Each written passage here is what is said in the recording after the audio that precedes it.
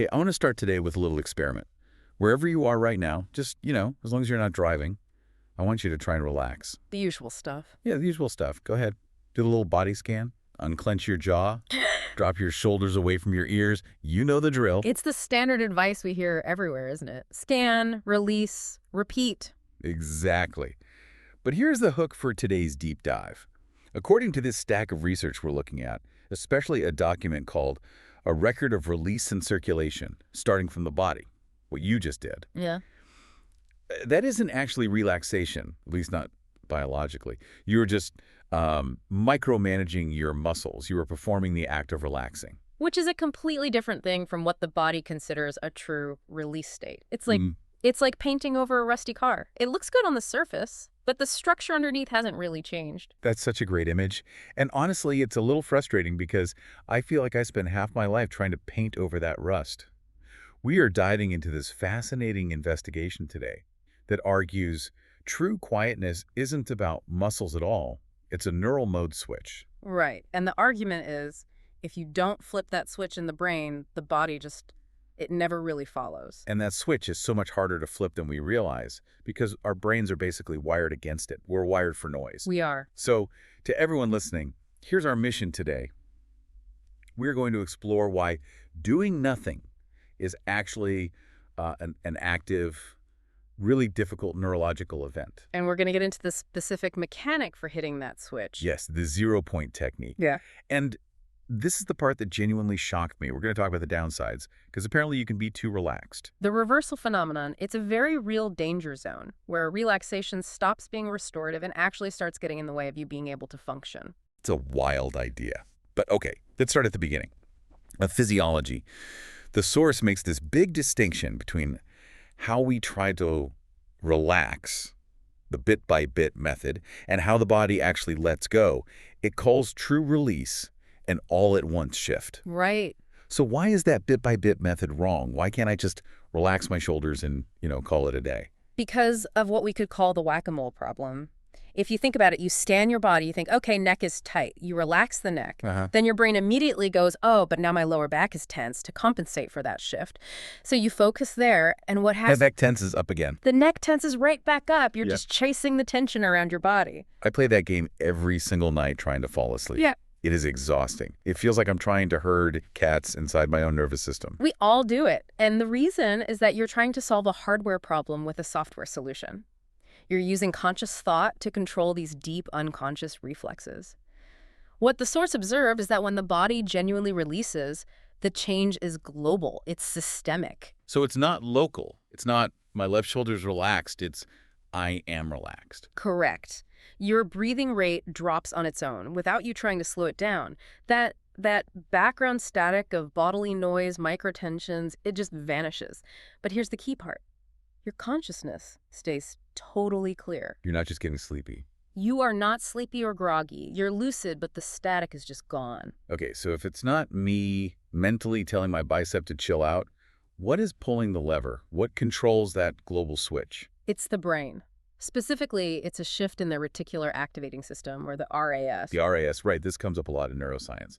It's the filter, isn't it? Think of it like the brain's nightclub bouncer, or maybe a sentry at the gate of a fort. Its whole job is vigilance mode. It's constantly scanning for threats, filtering what you hear and see, and keeping the whole system primed for action. So when my shoulders are tense, that's the RAS. That's the RAS screaming, stay ready, something might happen, be prepared to fight or run. It's not a muscle problem, it's a brain problem. So if I just relax my shoulder, but the RAS is still on high alert. The sentry just orders the muscle to tighten up again. You can force it down, but the signal to stay tense is still firing from the brainstem. True quietness only happens when that vigilance mode itself stands down. You have to convince the sentry the war is over. And this connects to that idea of loops in the text. It describes the brain as this prediction machine that's just stuck in a loop. Right. This is so key to understanding why we're so stressed. Even when we're just sitting in a chair, we don't realize it. But sitting upright requires a huge amount of computational noise. Really? The brain is constantly predicting, okay, if I lean this way, I need to tighten this muscle. Is the horizon level? Is that sound a threat? It's a continuous loop of input and output. So my brain is running a background app called Don't Fall Over and Don't Die. Exactly. And that app uses a lot of battery. As long as that prediction loop is running, you are not relaxed. True release is when that entire predictive control loop disengages. The body gets quiet because the brain finally stops trying to control the future. That sounds incredible. I think everyone listening wants to know how to actually do that. How do we tell the sentry to take a break? Because I can't just think my way out of a thinking loop that just creates more thinking. No, you absolutely can't. You have to trigger it physiologically, from the bottom up. And this is where the source gets very practical. It identifies a very specific trigger. It calls it the 0 point of breath. The 0 point. This is the pause between the in-breath and the out-breath.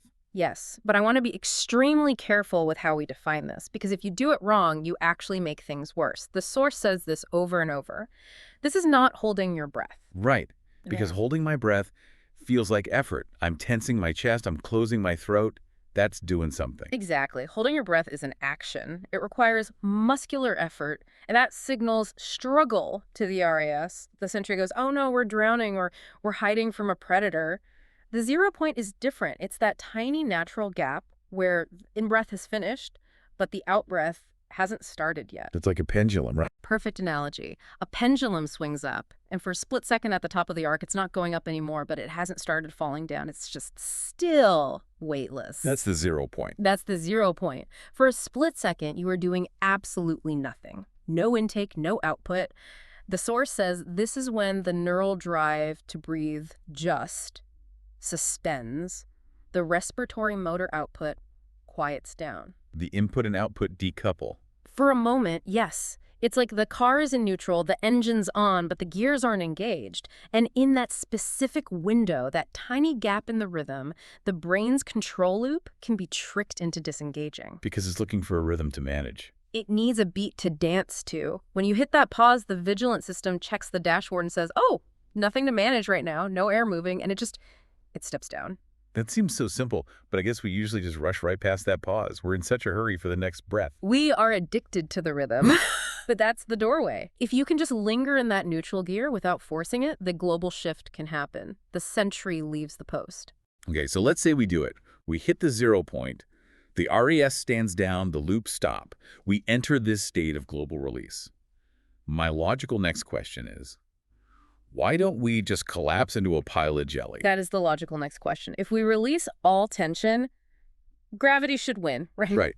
If I'm sitting in a chair and I turn off my postural control, I should just slide onto the floor like a puppet with its strings cut. But we don't, and this leads to a really important distinction the source makes between good noise and bad noise, or as they put it, action readiness versus structural condition. I love this part because it explains things you hear in like yoga or martial arts, but it gives you the actual mechanics. It stops being mystical. Right. It talks about something called abdominal pressure. Yes, intra-abdominal pressure. Think of an unopened soda can. It's made of thin aluminum, right?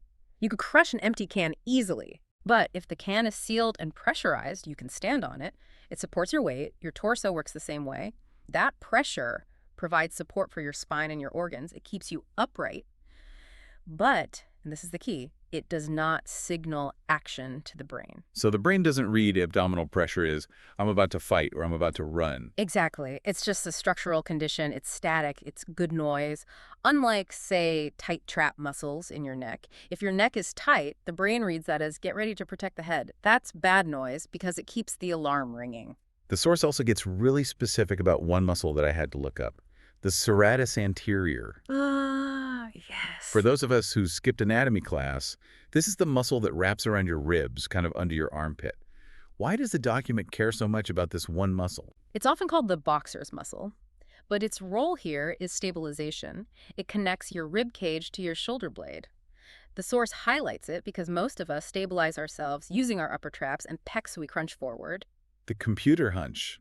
We're all probably doing it right now. Right. And that crunch biases our attention forward. It puts us in a forward-lunging mental state. It's aggressive or it's defensive. The serratus anterior stabilizes you from the side and back. It lets the rib cage just float stably without triggering that forward-leaning vigilance. So the takeaway is you can have structural stability, you can sit up straight without triggering the neural alarm system. You can be solid but silent. You can be a structure rather than an action. That's the whole goal. When you're just a structure, the brain doesn't need to predict your next move because you aren't moving, you just are. Okay, so we've got the physiology, the trigger, and the structure. Now we get to the part that I found really provocative, the trade-off. Because usually this kind of deep relaxation is sold as pure bliss. But the source says there's a cost, It calls it emotional attenuation. which sounds a little clinical, but it basically means you feel less. In a way, yeah. The source points out that when you drop that neural noise, that constant vigilance, you also lower the ceiling for emotional peaks. So the intense excitement, that high-octane joy that gets turned down too. It becomes less frequent. I mean, think about it. A lot of what we call excitement or passion is actually just a form of sympathetic nervous system arousal. It's stress, just with a positive flavor. If you lower your baseline of arousal, you lower the peaks. That sounds honestly a little depressing. If I do this, do I lose my spark? Do I become this flatline monk who doesn't care about anything? I like getting excited. That's the fear, isn't it? Yeah. But the source is very clear. No, your external behavior, your judgment, your ability to tell a joke, that all stays the same. What changes is the internal amplitude. Explain internal amplitude. Okay, imagine you're at a rock concert. Normally, you're right next to the speakers. You can feel the bass in your chest. Your ears are ringing. You are physically vibrating with the music. That's high amplitude. Yeah. Now imagine you step back to the sound booth. You can still hear the music perfectly. You can appreciate it, enjoy it, see the crowd going wild. But your eardrums aren't blowing out. You're not being consumed by the physiological reaction to the event. So I'm still me. I'm just not vibrating with stress about being me. Exactly. And this leads to maybe the most profound point in the whole document. It suggests that what fades away, those reactive emotions, that reflexive defensiveness, that was never your core self to begin with. That's a big statement. It suggests that what we think is our personality is often just neural load. We mistake our stress responses for who we are. Oh, I'm a fiery person might just mean I have an overactive sympathetic nervous system. Or I'm a worrier is just a prediction loop stuck in overdrive. Precisely. So the source suggests that removing this load doesn't erase you. It might actually sharpen your personal contours because you're finally operating without the distortion of all that noise. You become more clear, not less defined. That's a comforting thought. Yeah. But, and there's always a but. This brings us to the danger zone, because apparently you can take this too far. The reversal phenomenon. This really caught me off guard. The source warns that if you apply this release too much or try to make it your permanent state, things go really wrong. Yes. And it's so counterintuitive. We think more relaxation is better. The goal is to be relaxed 100% of the time, right? But the source describes symptoms like a loss of motivational footing, sluggish action initiation, a sense of meaning dilution. Meaning dilution. That is a heavy phrase, like the color gets washed out of the world. But, and this is critical, the text emphasizes that this is not depression. How can you tell the difference? Because not wanting to do anything sounds an awful lot like depression. Depression usually comes with negative thoughts. You feel sad, you feel pain, you have low self-worth, it hurts. This state, it's just empty. It feels like functional suspension. Huh? You're not sad. You just don't see the point in moving. You're on the couch. You know you should get up and get a glass of water, but the want is just gone.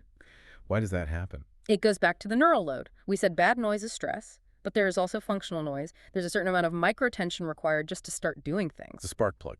Right. To get off the couch, you need a little spike of let's go. A subtle motivational bias. If you've successfully released all tension, including that functional microtension, you lose the starter motor. You're a perfectly tuned car with a dead battery. So you're sitting there completely at peace, and you can't bring yourself to answer the phone. Exactly. You've released the stress, but you've also released the drive. And if you stay there too long, the meaning of the phone call fades away, because meaning is biologically tied to pursuit. If you remove the impulse to pursue, the object just loses its meaning. Who's most at risk for this? Because I feel like most people I know are so stressed they'll never reach this problem. It's rare, but the source notes that people who are naturally closer to a quiet baseline are more prone to this.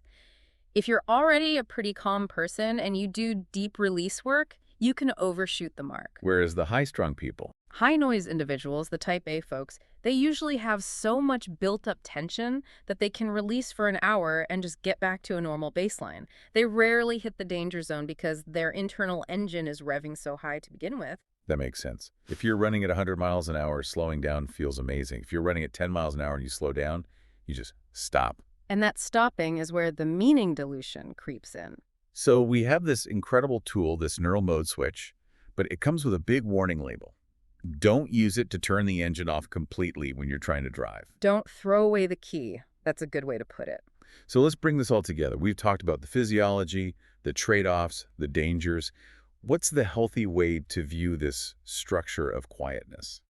Well, we definitely don't want to scare people away from relaxing. We need it more than ever. The source offers a really helpful framework. It calls it the two-layer structure. That's right. It means we shouldn't see this as a binary flip. It's not I am stressed versus I am in a trance. It's about shifting your baseline.